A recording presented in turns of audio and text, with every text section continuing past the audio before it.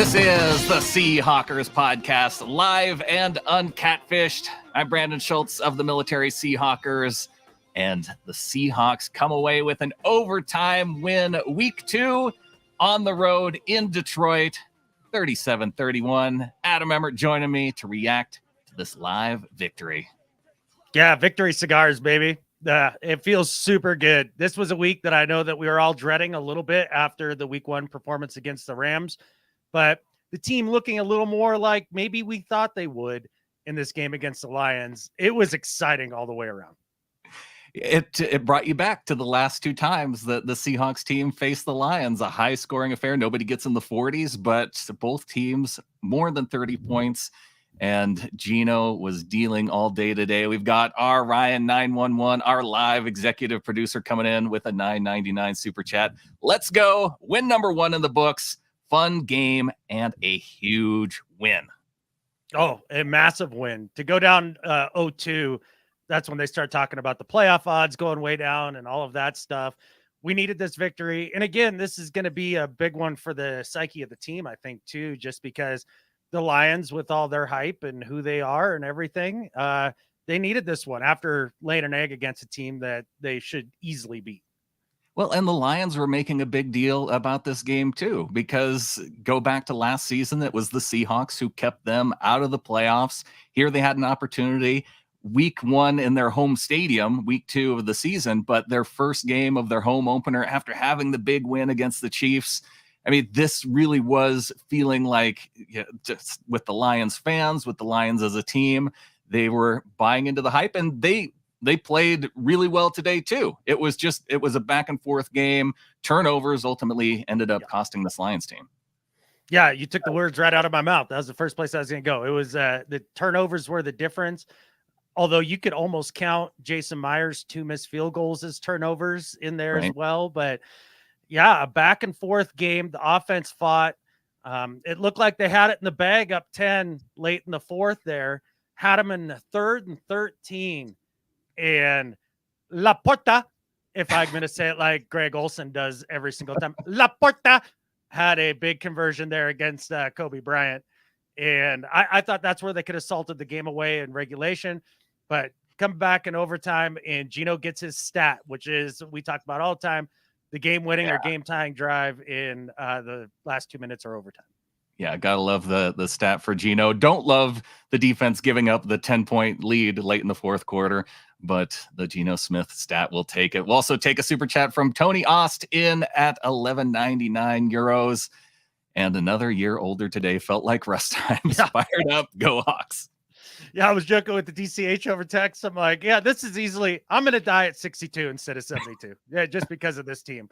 That felt like Seahawks football all the way, did it not? Oh, where last week did not feel like Seahawks football, especially with it not even being close at the end. Now it feels like the season has begun. I remember this feeling very well, and I don't know if I want to get used to this feeling, but it reminds you why you watch football. Oh, it sure does. And it was cool watching the offense carry the day for the most part. The defense had come up with a couple key stops here and there throughout the game, but overall, I mean, another rough performance, especially by the pass rush. But let's give the makeshift offensive line some credit here right out of the gate. That's the biggest. If they don't give game balls to both Curran and Forsyth after this game, I don't know what else they should do, because those guys came in and performed rather admirably against a good Detroit defensive line. Big difference in the game. I didn't think it was going to go that way. Well, and they had their struggles throughout the game too. It was Geno Smith hanging in the pocket multiple times, escaping pressure sometimes. If those guys get a game ball, then Geno Smith gets like the Medal of Valor for what he did in the backfield today. It was amazing. Give a medal to Pepper Horton for his $10 late payment penalty. What's up, Pepper? Been a minute. Yeah, man. Good to hear from you, buddy. Punting in plus territory, please.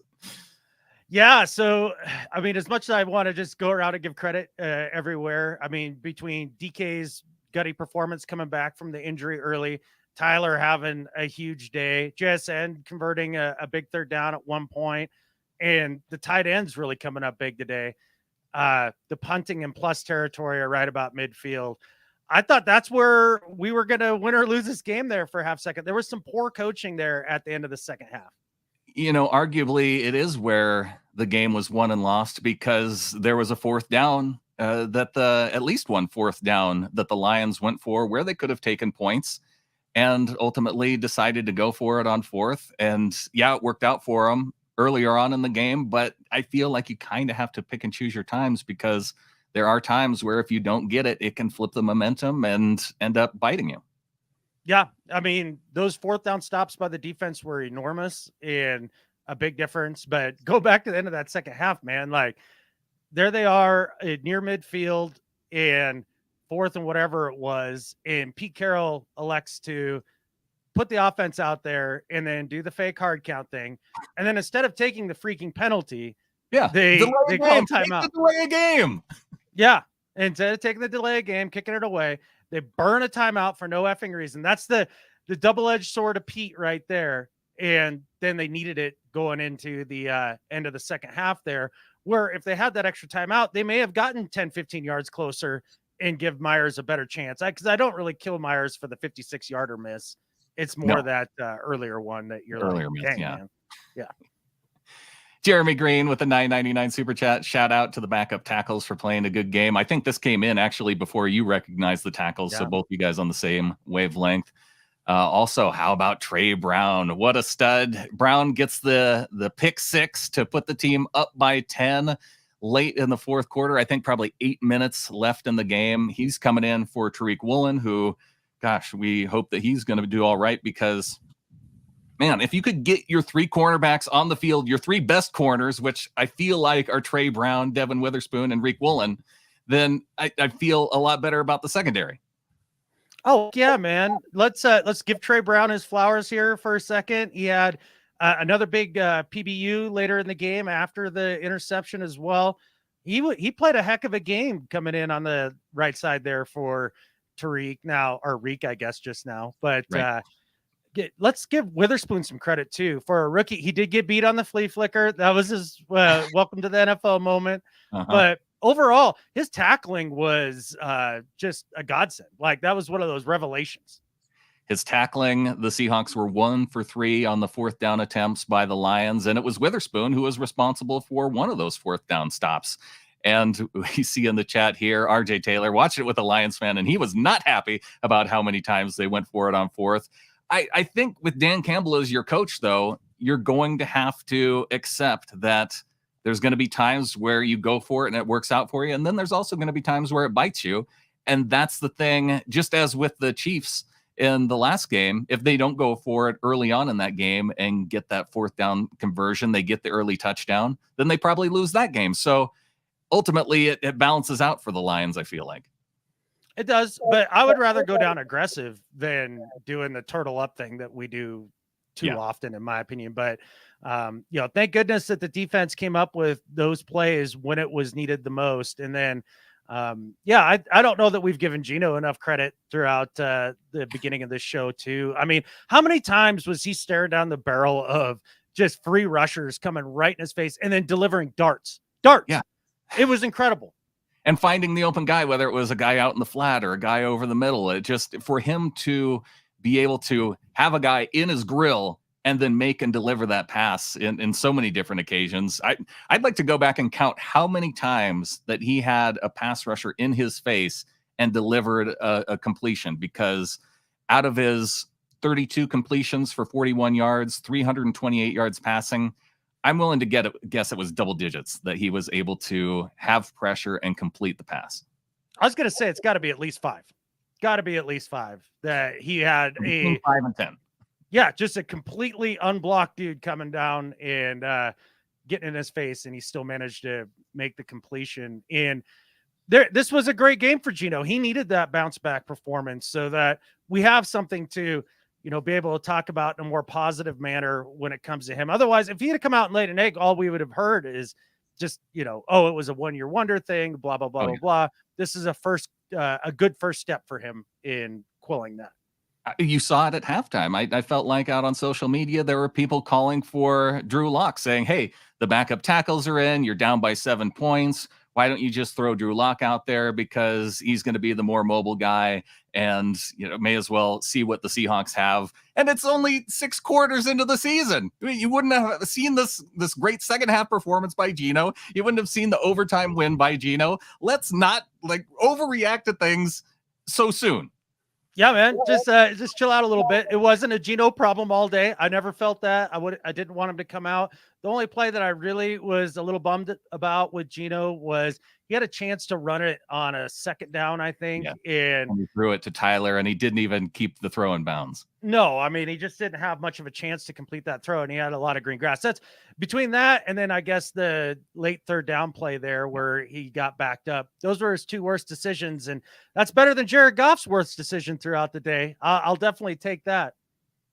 Yeah, and Amy Holmes recognizing in the chat, Geno looked great. Yeah, we'll talk about that one play right before the 2-minute warning in the fourth quarter, because first of all, he did well to move up into the pocket, slide down, and then keep the clock moving on first down.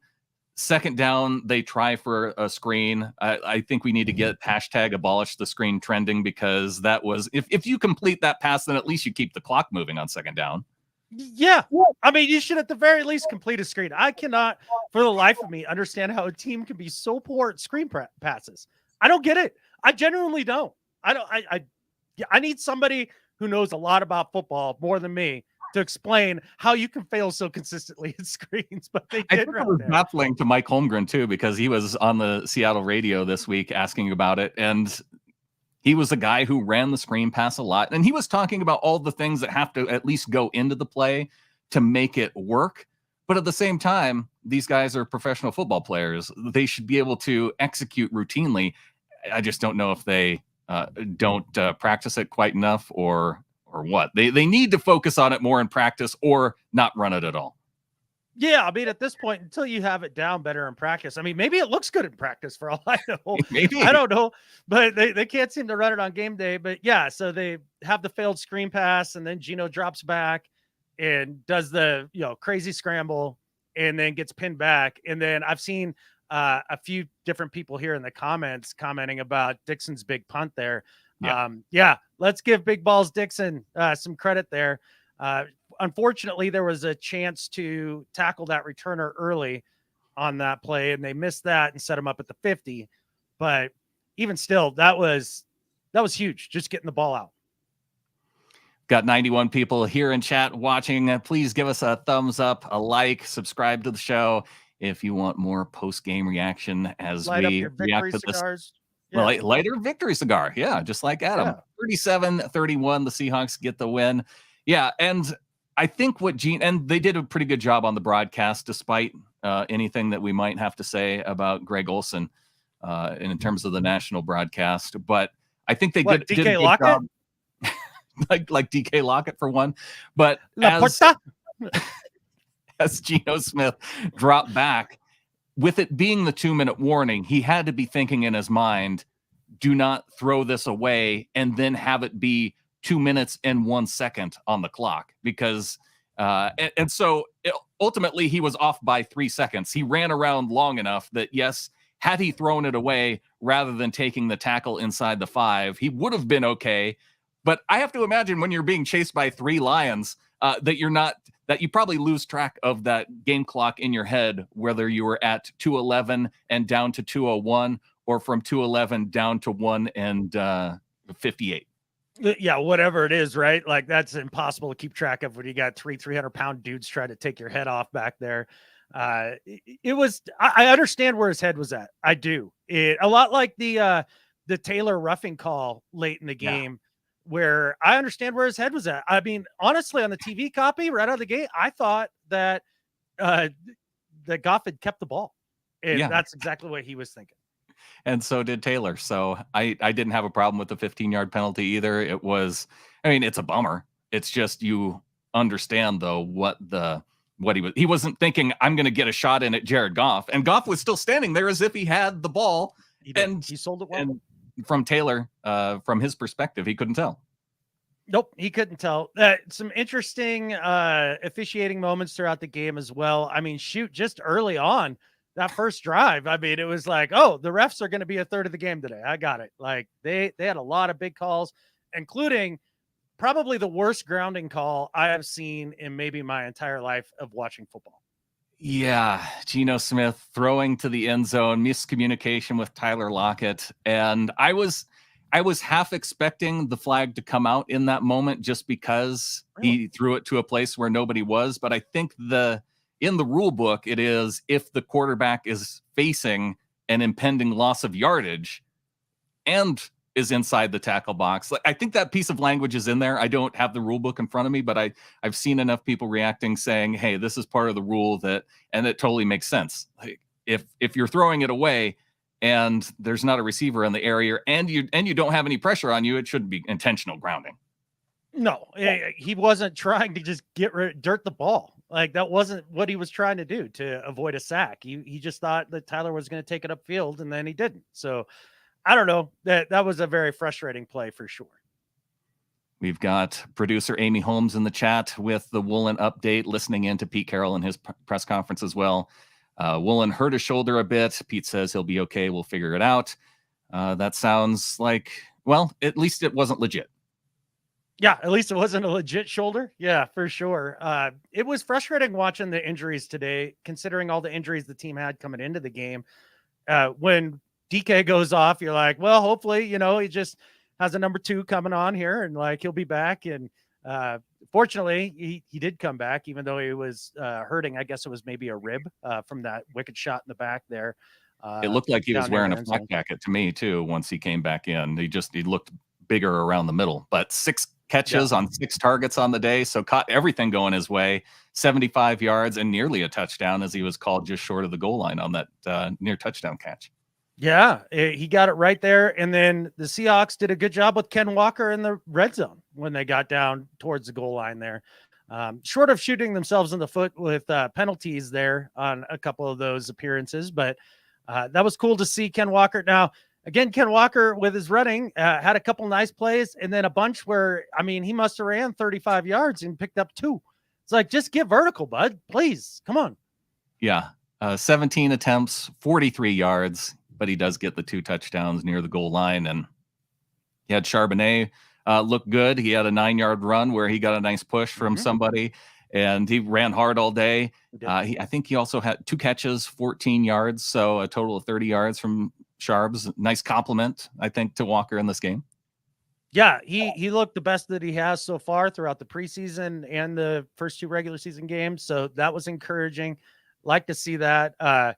Just saw the comment from Gambling there. Yeah, on the gambling show that we do on Fridays and release Saturday morning, part of one of my bets was a Jared Goff pick because he's now 11 career games against the Seahawks, and he averages exactly a pick a game. And that drive that he started where he threw the pick, I said, it's coming right now.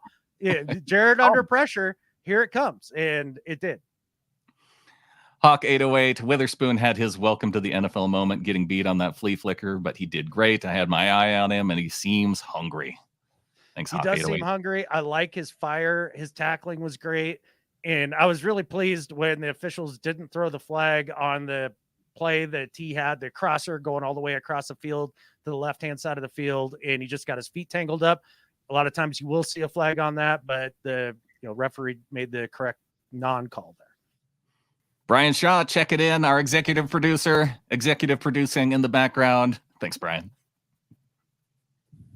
Good to see you in chat, man. Appreciate it, man, as always. Yeah.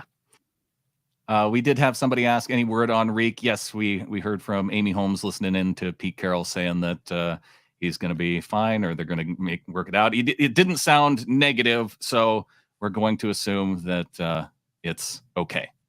Yeah, and I'm very hopeful for that because just like you said, Brandon, I think you get Trey, Reek, and Witherspoon on the field at the same time. Maybe we're just not allowed to by the football gods. That's how it's feeling so far. But I think if you have those 3 dudes on the back end, it really does help with the pass rush, which really picked up in the second half. And it seemed like they were blitzing a lot more, running a lot more stunts, and trying to actually engineer pressure than just going with 4 rushers. And I thought they were a lot stickier in coverage in the second half, too. I know a lot of people were giving Love and Kobe a hard time, but there were plays in that second half where they were either right on top of the guy Yeah. as he was getting the catch, or even getting a hand on the football as someone was making the catch, and they'd still freaking catch it. Like, I don't know what those guys could have done any better in a couple situations without. I mean, they had their hand on the football, and somehow the Lions player was able to fight through the catch. It was infuriating. It was infuriating. Laporta has real strong hands, man. Like he just jerked the ball away from. I think that was him on both of those plays, was it not? No, it was Amon-Ra on one with Julian Love, and then it was Kobe with Laporta later on in the game. Yeah. Gambling Goat saying Lions Reddit is calling this game a kick to the nuts. And I don't blame them, because it's an overtime game. It's your home field. You had a chance. You were down 10. I'm sure Lions fans had to be stoked going into overtime thinking, hey, our defense, the way they're playing with their backup tackles, we get them to turn it over. I'm curious, though, if they don't get that touchdown with Tyler Lockett on the final play, do you think that Pete Carroll goes for it on fourth down? Because they had two opportunities with 3rd and 2. If they don't get the touchdown, do you think Pete kicks the field goal, or do you think they go for it again? Nope, I think Pete kicks a field goal, because it takes a touchdown to lose, right? Like, even if they get a field goal at that point, you're still okay. So that would be my guess as to what Pete would do there. I mean, you never know. Sometimes he's occasionally aggressive in places that you wouldn't expect. I mean, he did go for it on 4th down later on in the game, but yeah, let's give this team a lot of credit for their second half performance, considering what we witnessed last week. Like, that was a refreshing change. It was. And 28 first downs on the day. They beat the Lions 25 first downs.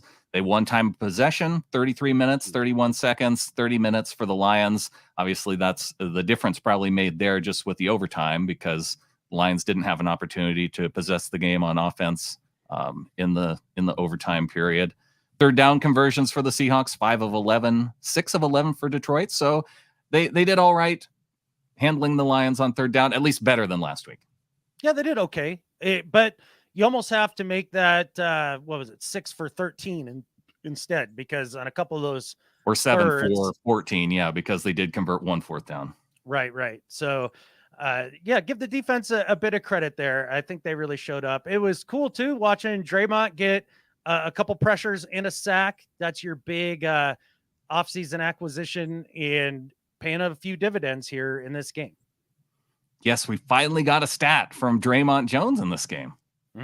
We did. And let's give Nwosu some credit, even though the Greg Olson there in the booth, who can pronounce everybody else's names, he can't pronounce Nwosu for the life of him. Nwosu with the big fumble, cause fumble there. Jeez, words are tough right now. I'm just not fired up, man. He forces the fumble on Montgomery, and that was the first really big moment for the team throughout this game. Yeah, you can't get tongue-tied when you're calling out Greg Olson for his enunciating commentary. Yeah, exactly. Don't make fun of me all you want at that point. Julian Love, 10 tackles on the day, leading the defense. Bobby Wagner with 7 right behind him. Jordan Brooks as well. We got to see some nice Jordan Brooks plays in this game too. So very happy with the linebackers. Relatively happy, I think, with how they handled the Lions run game. David Montgomery held to 67 yards on 16 rushes. He had the 1 touchdown. And Jahmyr Gibbs relatively bottled up, just 17 yards on 7 carries. All right, Brandon. Now, after 2 games defensively, do you believe in the Seahawks run defense? Ooh, 2 games. I still don't know if I want to say I'm a believer, but I'm feeling good about it. And they can show me with the game coming up against Carolina that they can continue to stop the run. That'll after 4 games, I'll feel real good. If they can keep doing this, then I feel good. Yep, I'm going to need 6, because after these first 2, it felt like the Rams just decided, well, we can pass the ball at will, so we're not going to really run the ball. And it felt a little like that for the Lions in this game, especially after Montgomery went down with the injury. Got Tyler Lockett, 8 catches, 59 yards, 2 touchdowns, 1 just a nice little floater to him in the end zone, and then obviously to get the game winner and close it out in overtime. Man, that was so big for the offense to come out and just put the nail in the coffin on that first drive of overtime. I mean, when the Lions got the ball back at the end of regulation at the 50, you're like, oh yeah, they're at the very least kicking a field goal here. Like, we can't leave it in the hands of the defense to close out a game. And the offense took that upon themselves in overtime after failing at the end of regulation. And it was awesome to see, man. We've been talking about, or you specifically, about Geno and him, closing games out and getting his stat, and we saw it. And that's a big deal for his development, I think. Also, how about the tight ends in this game? You had Noah Fant, 4 catches, 56 yards. Colby, 2 catches, 41 yards, with an OPI that I think was, if he doesn't block that guy so hard coming off the line, like, you're allowed 1 yard, which I think he may have been within, but he gets called for OPI. And then you had Will Dissly, 3 catches, 35 yards.